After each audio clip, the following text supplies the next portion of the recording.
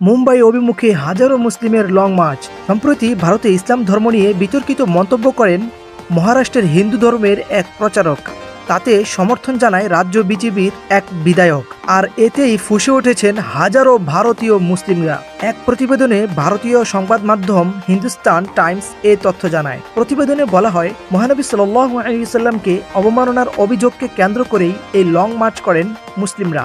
মুম্বাই অভিমুখে মার্চকে কেন্দ্র করে জনসমুদ্রে পরিণত হয়েছে মহারাষ্ট্রের এক্সপ্রেস ওয়েগুলো। সে মার্চে অংশ নিয়েছেন হাজার হাজার মুসলিম। ঘটনা শুরু হয় চলতি মাসের প্রথম দিকে।